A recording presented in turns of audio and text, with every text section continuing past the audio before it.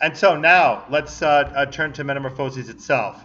Now, in your Harris-Platzner textbook, beginning on page 932, and make sure that you have turned to that page and have it open, there are only a few scenes that unfortunately the textbook has room for, so you're not able to really get the full appreciation of the breadth and grandeur of this particular work. Shameless plug, please take Classics 396. You will read it in full in Classics 396, Myths of Rome. Take Classics 396. You will read the entirety of Metamorphoses, and you will really, really, really enjoy it a lot more than you have here in the textbook. Very shameless plug. All right, now let's talk about Metamorphoses itself. So this work is really a fascinating and unique work that we have from the Roman literary corpus. It is, in a way, it does cause us to regret somewhat many of the Hellenistic pieces of work that have been lost, because we probably would have a greater appreciation of the evolution of literature into this work if we had some of those sources surviving. But be that as it may, we can have a lot of appreciation for the grand success that this work had and the wonderful skill and artistry that Ovid showed in composing it. So this work, as you hopefully can appreciate from the excerpts, is a compilation of many different myths all strung together into a relatively uniform narrative. The work itself has, as we talked about before, many Hellenistic influences as well as Near Eastern myth source material. And that's listed for you on page 3 of your handout number 5 for Ovid. I will just mention briefly D there, Callimachus Aetia. Callimachus was one of the most important Hellenistic authors we know about, and we do have some of his works surviving, including a series of 6 hymns that are very similar to the Homeric hymns that you read earlier in this course.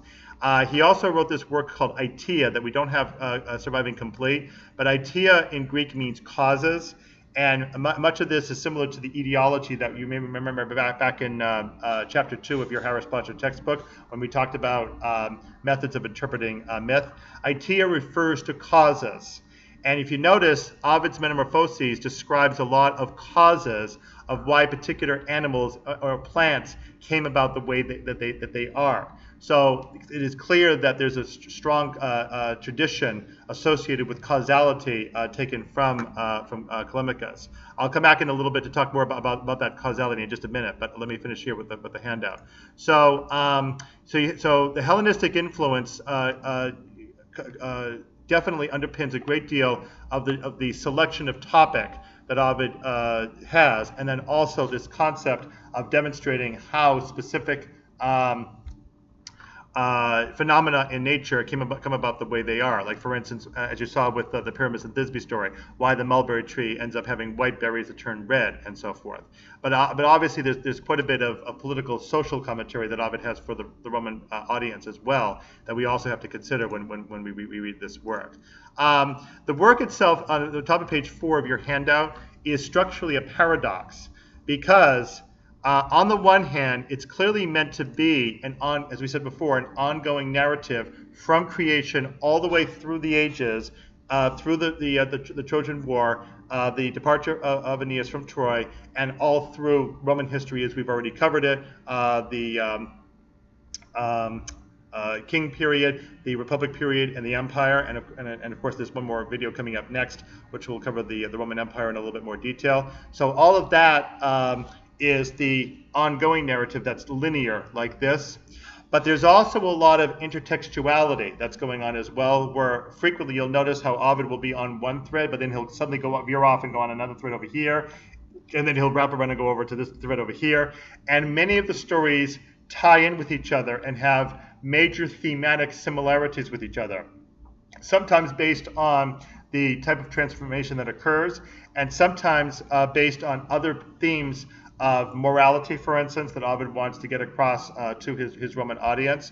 So a lot of this does, of course, make the actual narrative sometimes difficult to follow because you go up on all these various threads and you have to sort of go with the author and eventually find your way back to the original thread. But the idea is that those extra stories themselves enhance the overall theme of creation and evolution that Ovid is attempting to describe through this work, and again culminating in the Roman Empire as the final flourish of a creation that occurred at the very beginning.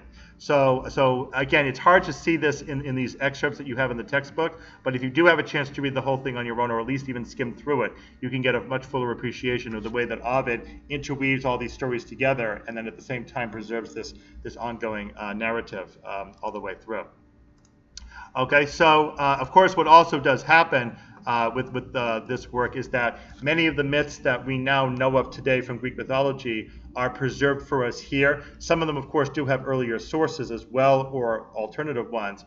But there are some of the stories that, in fact, are kept here that we don't have from anywhere else. And so we're really very fortunate to have the full description of myth given here, and especially the ingenuity with which these particular myths are tied in with the longer narrative. Okay, so that completes Metamorphoses in regard to the handout. Now let me give you some fuller explanation of Metamorphoses itself, taking you outside what you have in your textbook. So the idea that Ovid undergoes with Metamorphoses is indeed that he starts off with creation. So it's worth pausing here to compare this with Theogony of Hesiod that you saw before. You notice that once again you have the same idea of chaos. You have a sense of idea of a divinity there in power, taking control and organizing the creation. However, with Hesiod, the Theogony, you get a sense that most of the creation is spontaneous, that it just simply comes about, and that the gods are a product of that spontaneous creation. Whereas here, Ovid has a specific god, just like in the Bible, actually overseeing the whole creation and making it go consistently from one step to another, including even the creation of mankind. So that's a little bit different. Ovid does take us also through some ages, as Hesiod does, but notice that he omits the heroic age. He has only 4 ages, not the 5 that are in Hesiod. And Ovid is somewhat gentler in his description of gold and silver. He says that silver is better than bronze. Hesiod doesn't even give silver that kind of credit. So Ovid is in fact showing a consistent decline in the human condition from gold down to iron.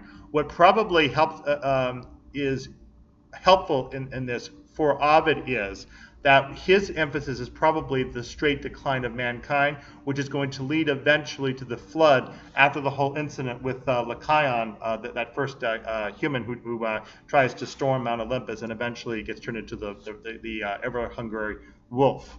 So from there you have the flood. Humanity is wiped out, and then you have the recreation of humanity with Deucalion and Pyrrha, where they throw the stones in back of their shoulders, and his turn into men and hers turn into women. You have all of that, and then you have the gradual reintegration of the new humans with the gods, and the gods continue bringing about to pass some of the other forms of life that intermingle with humans. And then gradually, after you get past, let's say about a third of the way through the poem, you start to notice that although the gods are still present, gradually they take backstage, and we get much more up close and personal with humans themselves, how they continue to move forward. Eventually, after you get through about 2/3 of the poem, then you finally get into the real Roman interest part with Troy and on into the Roman Empire. So the transformations themselves usually involve a human who is transformed into a tree or plant or animal or bird or rock, most commonly. Sometimes a source of water among all of those. And the transformation is frequently a punishment for something that the person did wrong, or it may be an escape from some very unhappy condition. Only rarely, as for instance in the case of Baucis and Philemon, do we have a case of a transformation that is done beneficially for humans who got things right. So what the sense that we have here is that the first part of Ovid's Metamorphoses is essentially the creation where everything gets underway.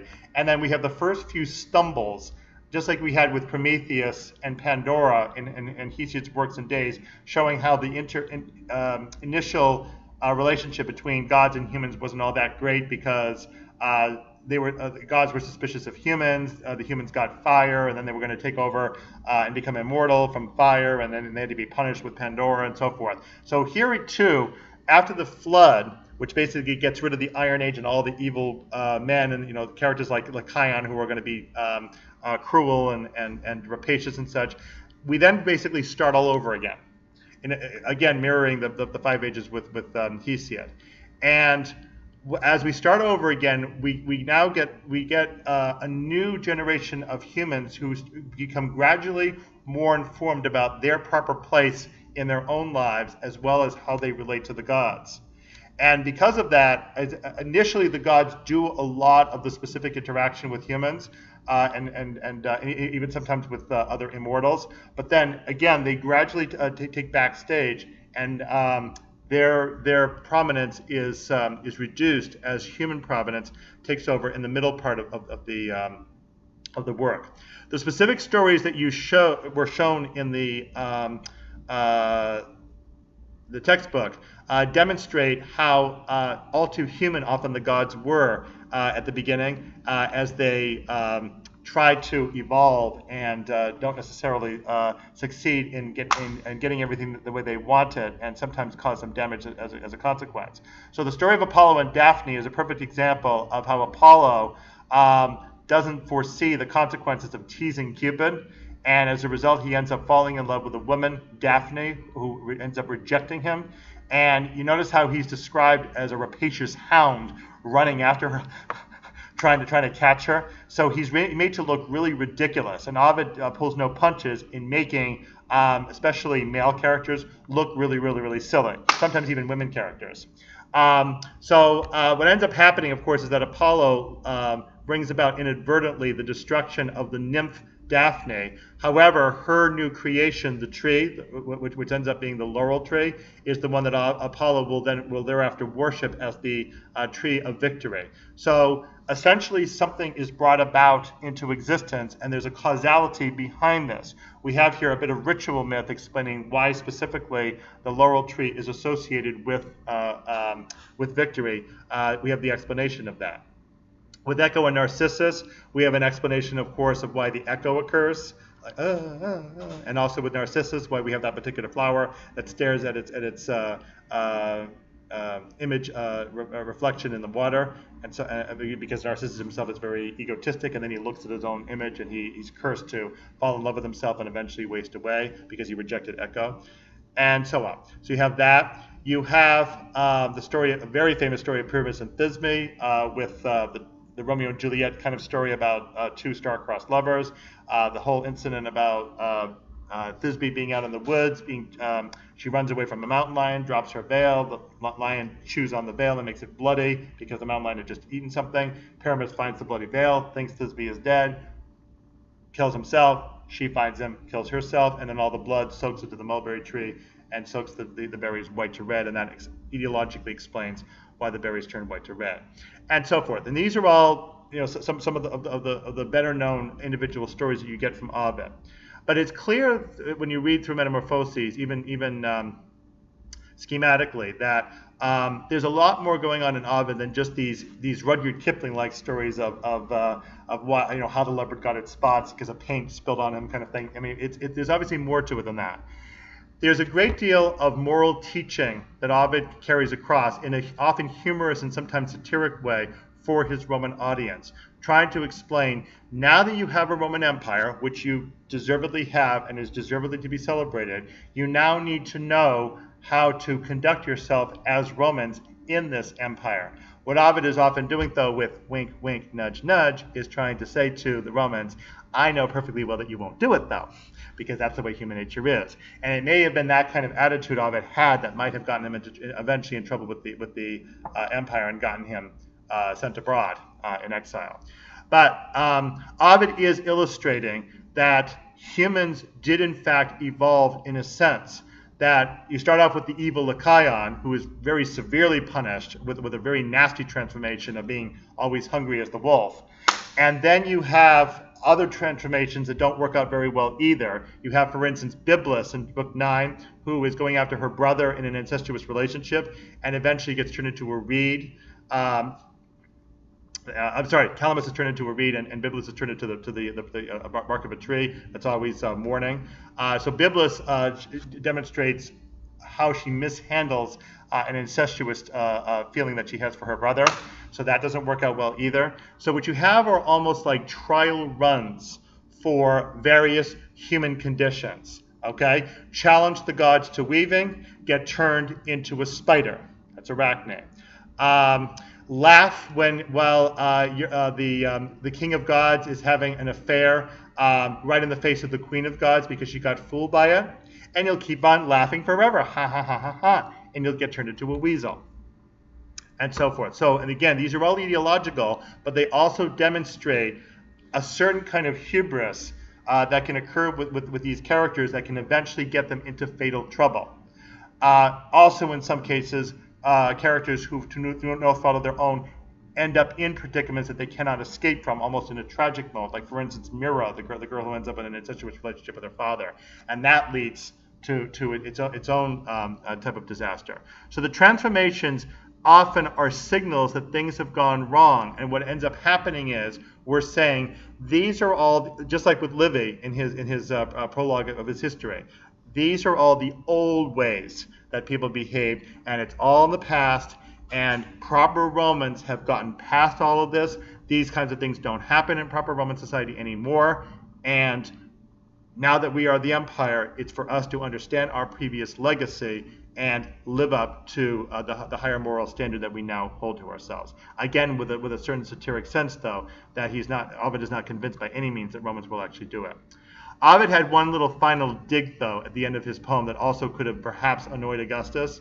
In the final verses of the poem, Ovid has the sphragus, the Greek word for a signature. And what Ovid basically says is, it does not matter whatever happens to the Roman world. Should it ever fall apart one day, should it ever get destroyed, that's okay. I will be dead too, but my work and my reputation will long outlive Rome. It's possible Augustus didn't like that. And one thing that could very well have annoyed Augustus is that he knew perfectly well that Ovid was right. And as we well know, Ovid was right. Okay, and so we're going to turn from here to a final video on the Roman Empire. So please come on right back for the next video.